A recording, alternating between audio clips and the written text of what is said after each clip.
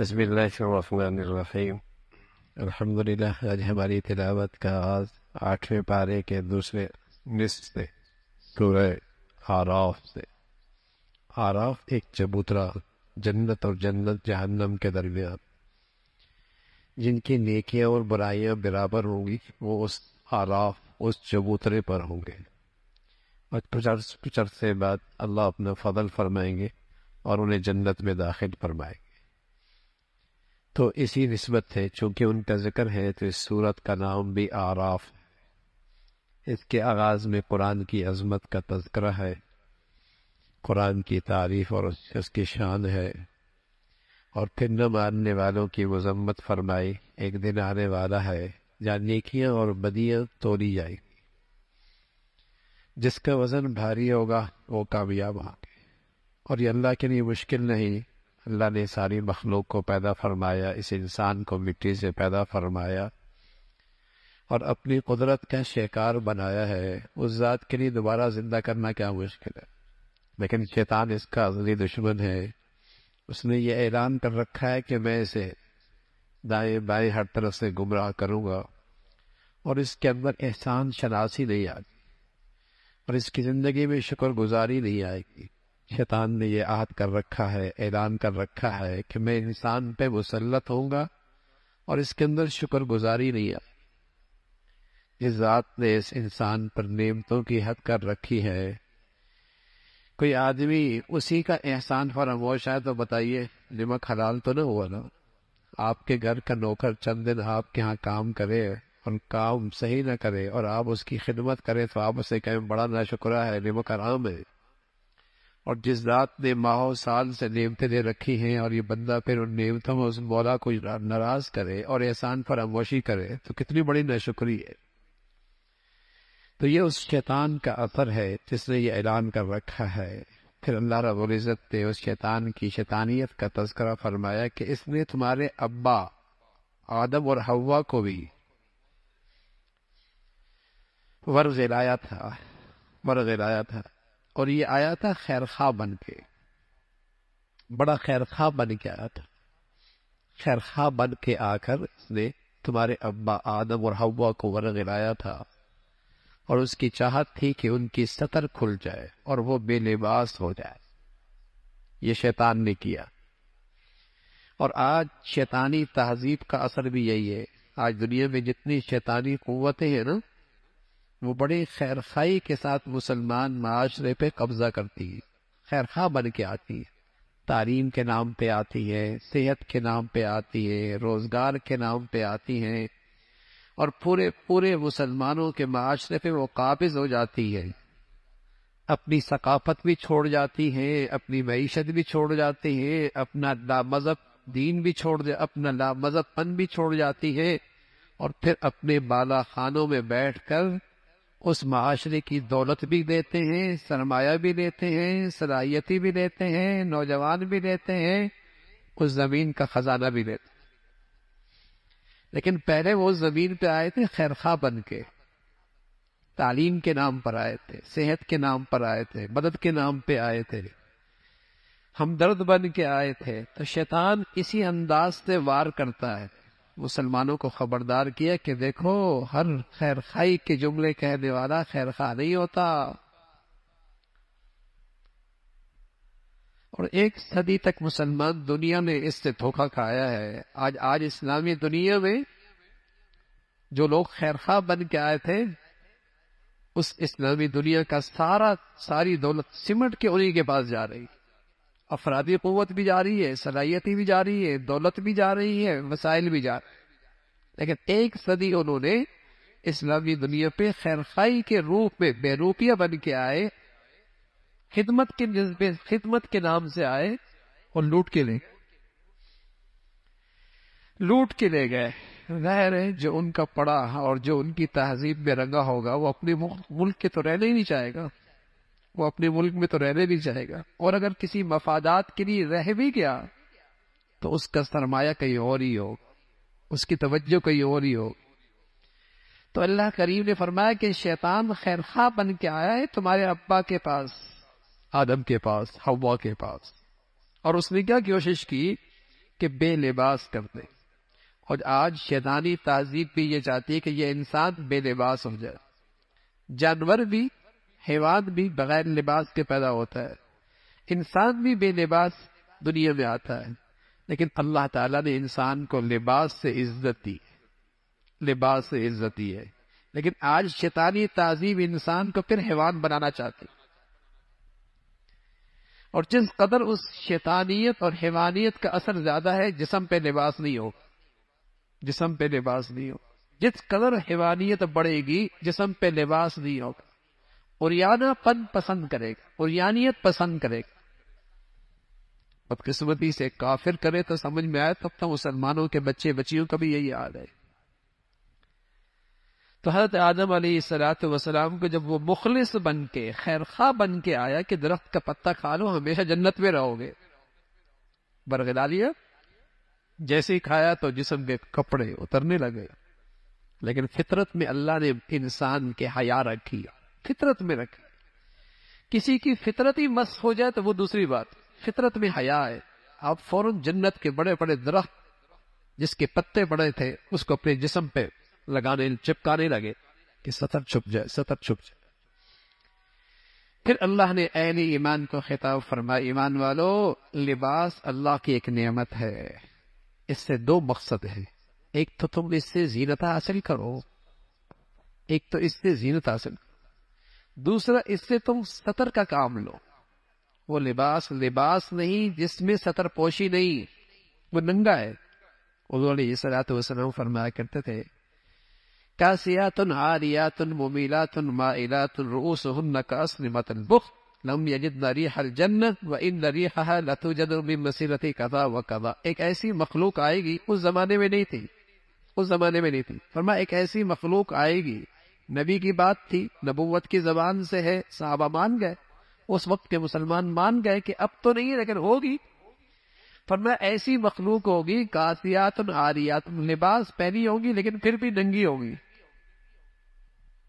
یہ کیسی مخلوق ہے، لباس پہنی ہوگی پھر بھی ننگی ہوگی؟ فرمایا ہاں، اتنا چست ہوگا سارا جسم جھلک رہا ہو، اتنا باریک ہوگا سارا اندر کا منظر نظر آ رہا ہو، اتنا مختصر ہوگا، آدھے لباس ہوگا آدھا کوئی نہیں ہوگا۔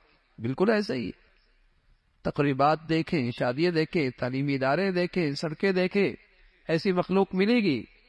فرمایا مائل ہوگی مردوں کی طرف، مائل کریں گی، اور ان کے سروں پہ اونٹ کے کوہان کی طرح بال بندھے ہوئے ہوں گے، رؤوسہن کاسنمۃ البخت۔ فرمایا جنت کے قریب بھی نہیں جائیں گی، دور دور جہاں جنت کی خوشبو جاتی ہے نہیں سونگھ پائیں گی، اتنی محروم اور بدقسمت ہوں۔ تو لباس یہ زینت کے لیے ہے، یہ سطر چھپانے کے لیے ہے۔ جس لباس میں سطر نہیں وہ لباس نہیں۔ جو فیشن مغرب سے آ جائے، نادان مسلمان سمجھتا ہے اس میں عزت ہے، بس اوقات نماز پڑھنا مشکل ہو جاتی ہے، وہ آگے نماز پڑھ رہا ہوتا ہے، پیچھے سے پینٹ نیچے اتر رہی ہوتی ہے، حالانکہ اس سے نماز ٹوٹ جاتی ہے، نماز ٹوٹ جاتی ہے اس سے، لیکن چونکہ فیشن آ گیا ہے اور اسی میں اس نے عزت سمجھ رکھی ہے۔ لباس تو ہوتا وہ ہے جس میں سطر چھپی ہوئی ہو، لباس یواری، اس کا تذکرہ فرمایا۔ اس زمانے جاہلیت میں مشرک بیت اللہ کا طواف ننگا کرتے تھے اور کہتے تھے اللہ کا حکم ہے، اللہ کا حکم۔ تو اللہ رب العزت نے ان کی مذمت اور تردید فرمائی کہ اللہ رب العزت کھانے پینے سے نہیں روکتا، لباس پوشاک سے نہیں روکتا۔ اسلام وہ دین ہے جس میں انسان کی تمام جائز ضروریات کا خیال رکھا گیا ہے، کھاؤ پیو پہنو، بس اسراف نہ کرو، حدود سے تجاوز نہ کرو، حدود سے تجاوز نہ کرو، اس کا تذکرہ فرمایا۔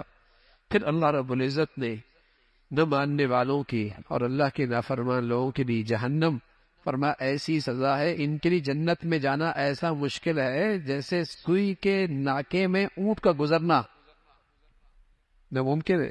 ایسی جہنم میں جنت میں کافر ایسا نہیں جائے گا، جہنم جائے گا۔ ہاں اللہ کا فرم بردار نیک آدمی جنت میں جائیں گے، اور اللہ رب العزت انہیں صاف ستھرا کر کے جنت بھیجیں گے، وہاں دلوں میں قدورت نہیں ہو کینہ اور بغض نہیں ہوگا، صاف ستھرا کر کے جنت میں بھیجیں گے. وہاں محبت ہی محبت ہوگی، وہاں الفت ہی الفت ہوگی.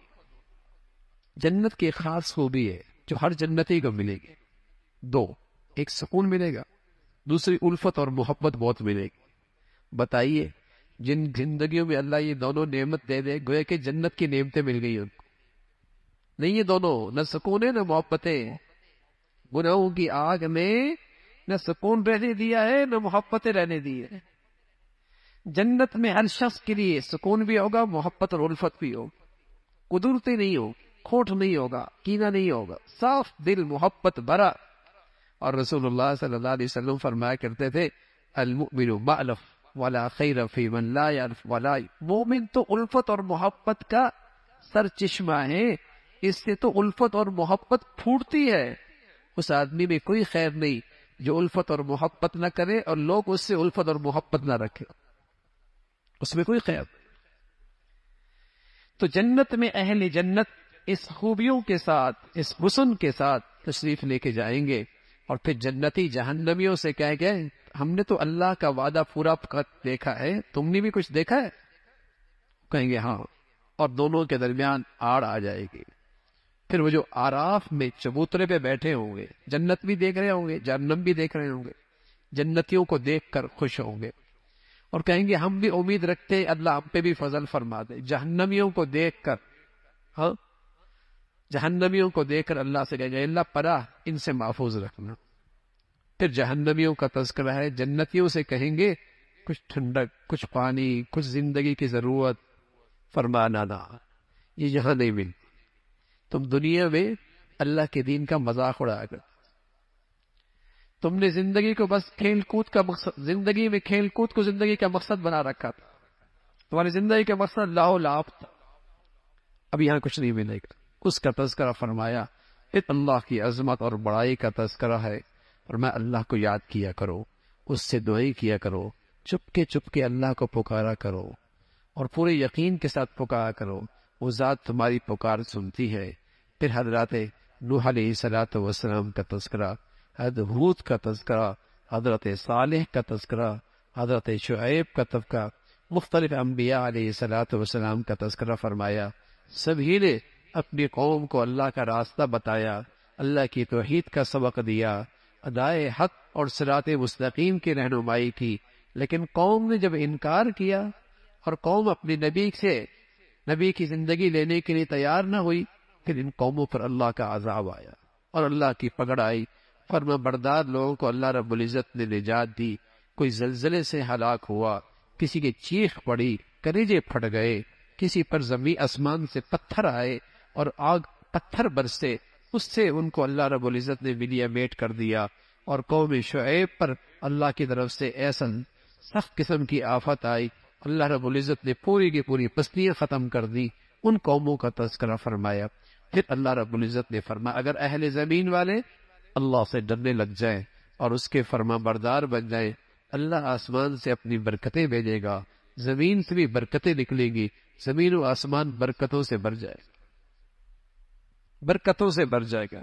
گناہوں سے رزق ختم ہو جاتا، گناہوں سے رزق میں برکت نہیں رہتی، زمین میں برکتیں نہیں رہتی، فضاؤں میں برکتیں نہیں رہتی. اور نیکی اور تقوی سے اللہ رب العزت برکتیں عطا فرماتا. 50 سال پیچھے جائیے نا ذرا، کتنی برکتیں تھیں. ایک کماتا تھا، پورا خاندان کھایا کرتا تھا. اب سب کماتے تب بھی پورا نہیں ہوتا. برکتیں ختم ہو گئی، نہ وقت میں برکت، نہ صحت میں برکت، نہ رزق میں برکت. برکتیں آتی ہیں نیکی سے، تقوی سے، فرما برداری سے. اللہ ہمیں نصیب فرما دے. پھر حضرت موسیٰ علیہ الصلوۃ والسلام کا تفصیلی واقعہ ذکر فرمایا. اس کے مقابلے میں وقت کا بڑا فرعون مقابلے پہ آیا. حضرت موسیٰ علیہ الصلوۃ والسلام نے اسے سمجھایا کہ میں اللہ کا رسول ہوں، اللہ نے مجھے معجزے دیے. ایک تو لاٹھی پھینک تو سانپ بن گیا، دوسرا بغل سے ہاتھ نکالا تو چمکنے لگا. غیر معمولی معجزے تھے حضرت موسیٰ علیہ الصلوۃ والسلام کے. جب فرعون نے دیکھا کہ کہیں ایسا ہو کہ قوم اس سے مانوس ہو جائے اور اس کا اثر لینے لگ جائے، تو کہنے لگا یہ تو جادوگر ہے. اپنے مشیروں اور کرندوں کو اکٹھا کیا، شخص کا مقابلہ کیسے کیا جائے؟ کہا جادوگر تو آپ کے پاس بھی ہے، مقابلہ کیا جائے، جب ہمارے جادوگر جیت جائیں گے تو دنیا کو پتہ چل جائے گا یہ تو جادوگر ہے، ہار گیا۔ اس نے ایسے ہی ایک میدان کے اندر اس کا انتظام کیا، پوری قوم اکٹھی ہو گئی، جادوگر بھی آ گئے۔ جادوگروں نے یہ بھی کہا کہ اگر ہم جیت گئے تو ہمیں ملے گا کیا؟ فرعون کہنے لگا کیا ملے گا؟ تم میرے مقرب ہو جاؤ، میرے درباری بن جاؤ۔ موسیٰ علیہ الصلوۃ والسلام سے کہا آپ لاٹھی پھینکیں، انہوں نے کہا نہیں آپ پہلے پھینکیں۔ جب انہوں نے پھینکا تو ان کے سارے رسیاں سانپ بن گئے۔ موسیٰ علیہ الصلوۃ والسلام نے جب لاٹھی پھینکی تو وہ بھی سانپ بنی، لیکن ایسا اژدہا بنا کہ ان کے سارے سانپ کھا گئی، ان کے سارے بڑے سانپ کھا گئی۔ وہ جادوگر اپنے فن میں ماہر تھے، سمجھ گئے یہ شخص جادوگر نہیں ہے، یہ اللہ کا پیغمبر ہے، فوراً ایمان لے کے آ گئے۔ آدمی ناواقف ہو، حق سامنے آ جائے، قبول کرنا آسان ہو جاتا ہے، لیکن آدمی ضدی اور عنادی ہو، حق سامنے آ جائے تب بھی قبول نہیں کرتا۔ جادوگر ناواقف تھے، حق سامنے آ گیا، سمجھ گئے اللہ کا نبی ہے، مقابلہ نہیں کر سکتے، ایمان لے آئے۔ اور جب ایمان لے کے آ گئے تو فرعون نے کہا تم سب کی آپس میں طے شدہ یہ سارا پلان ہے، تم چاہتے ہو کہ اس زمین کے حکمران بن جاؤ، اس زمین کے حکمران بن جاؤ، تم دونوں کا یہ طے شدہ پروگرام ہے، تم چاہتے ہو کہ اس ملک کے حکمران بن جاؤ، اور تمہیں جانتے ہو تمہیں اس کی سزا کیا ملے گی، تمہیں سولی پہ لٹکا دوں گا اور عبرتناک سزا دوں گا۔ جادوگر سبحان اللہ، اللہ نے ایسا ایمان نصیب فرمایا تھا، کہنے لگے اگر ہماری جان چلی بھی گئی تو کیا ہوا، اللہ کے پاس ہی جائیں گے نا، گھاٹے کا سودا تھوڑی ہے۔ ایسے انہیں اللہ نے ایمان پر استقامت نصیب فرمائی اور اللہ سے فریاد کی اے اللہ ہمیں ثابت قدم رکھ، اے اللہ ہمیں استقامت نصیب فرما، اے اللہ ہمیں ثابت قدم رکھ۔ اس کا تذکرہ فرمایا۔ پھر قوم بنی اسرائیل کا تذکرہ ہے۔ اللہ رب العزت نے فرعون کو جب ان کے ذریعے دعوت دی، لیکن فرعون بار بار انکار کرتا رہا، تو فرعونیوں پر مختلف قسم کے عذاب آئے، مینڈکوں کا عذاب آیا کہ ہر چیز میں مینڈک، ہر چیز میں مینڈک، خون کا عذاب آیا، پانی مٹکوں میں ہو، تالابوں میں ہو، ٹینکیوں میں ہو، سب خون بن گیا۔ ایسی ایسی چیزیں آئی، عذاب ایسے آئے کہ سارے کے سارے کھیت ختم ہو گئے۔ موسیٰ علیہ الصلوۃ والسلام سے انہوں نے عرض کیا اللہ اے موسیٰ دعا کر اپنے رب سے، اگر اس مصیبت سے ہمیں نجات مل جائے تو ہم آپ کو پر ایمان لے آئیں گے، اور بنی اسرائیل کو جہاں آپ چاہیں گے لے کے جانا ہم روانہ کر دیں گے۔ موسیٰ علیہ الصلوۃ والسلام نے دعا کی، لیکن پھر انہوں نے انکار کیا، پھر ایمان نہ لائے۔ اس کا تذکرہ فرمایا موسیٰ علیہ الصلوۃ والسلام اپنی قوم کو لے کر وہاں سے نکلے، مصر سے نکلے، اور ایک جگہ پہنچے تو اللہ رب العزت سے عرض کیا اللہ اب یہ قوم آزاد ہو چکی ہے اور ان کو زندگی گزارنے کے لیے دستور چاہیے۔ تو موسیٰ علیہ الصلوۃ والسلام کو اللہ نے کوئی طور پہ بلایا، وہاں 40 دن تک رکھا اور پھر تورات دی۔ لیکن جب تورات واپس لے کر آئے تو قوم کا حال دیکھا، قوم ایک بچھڑے کی عبادت میں لگ گئی، ایک بچھڑے کو اپنا معبود بنا لیا۔ موسیٰ علیہ الصلوۃ والسلام کو سخت تکلیف ہوئی، ناراضگی کا اظہار کیا، اور اس قوم کی مذمت فرمائی کہ بہت جلدی پھسل جایا کرتے، بہت بڑی ناشکری کرنے والے تھے، بہت جلدی اللہ کے دین کا مذاق اڑانے والے تھے بنی اسرائیل۔ اس کی مذمت فرمائی۔ پھر اللہ رب العزت نے فرمایا کہ دیکھو اگر رسول کی اطاعت کرو گے، اس لیے کہ رسول کی اطاعت میں پھر اچھائی کی طرف بلانا ہے اور برائی سے روکنا ہے، اس کا تذکرہ فرمایا۔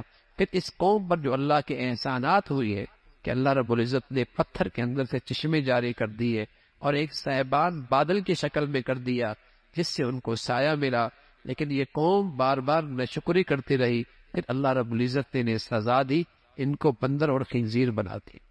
چند دن تک زندہ رہے، پھر یہ سارے کے سارے مر گئے، اس کا تذکرہ فرمایا۔ پھر ایک شخص تھا بلم بن بعورہ، یہ ایک منافق قسم کا آدمی تھا۔ پہلے اس کے پاس علم بہت تھا، لیکن اس نے علم کو اپنی دنیا کی خاطر بیچ ڈالا، تو اللہ رب العزت نے اس کی مذمت فرمائی۔ وہ علم کسی کام کا نہیں جس علم میں عمل نہ ہو اور جس علم میں تقوی نہ ہو، اس کا تذکرہ فرمایا۔ یہ کافر جان حیوانوں کی طرح ہے، چوپایوں کی طرح ہے، سمجھتے بوجھتے نہیں ہے، اللہ اور اللہ کے رسول کی بات نہیں سمجھتے۔ پھر آپ علیہ الصلوۃ والسلام سے سوال کیا جاتا تھا کہ قیامت کب آئے گی؟ تو فرمایا قیامت کا صحیح علم اللہ کے پاس ہے، نفع اور نقصان کا مالک میں نہیں، نفع اور نقصان کا مالک ایک اللہ کی ذات ہے، اور وہی اللہ کی ذات ہے جس نے انسان کو پیدا فرمایا اور پھر اس سے ساری مخلوق پیدا ہوئی اور بڑھتی چلی گئی۔ اللہ کے سوا کوئی حاجت روا اور مشکل کشا نہیں۔ جن کو تم پوجا کرتے ہو اور جس کی تم پرستش کرتے ہو، نہ تو وہ تمہاری فریاد سن سکتے ہیں اور نہ ہی تمہارے حاجت روا ہیں اور نہ ہی وہ تمہارے مشکل کشا ہیں۔ اس کا تذکرہ فرمایا جو لوگ اللہ سے ڈرتے ہیں، اگر ان کو شیطان اثر انداز بھی ہو جائے، فوراً اللہ کی طرف رجوع کرتے ہیں اور اللہ سے معافی مانگ لیتے ہیں۔ پھر قرآن کی عظمت کا تذکرہ فرمایا، قرآن جب بھی سنو ادب کے ساتھ سنو، احترام کے ساتھ سنو۔ اگر قرآن ادب اور احترام کے ساتھ سنو گے تو اس کا اثر تمہارے دلوں پہ پڑے گا۔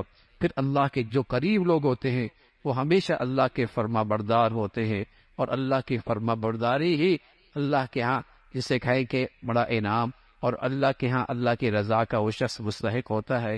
اللہ رب العزت زندگی اپنی فرما برداری اور اپنی اطاعت والی نصیب فرمائے۔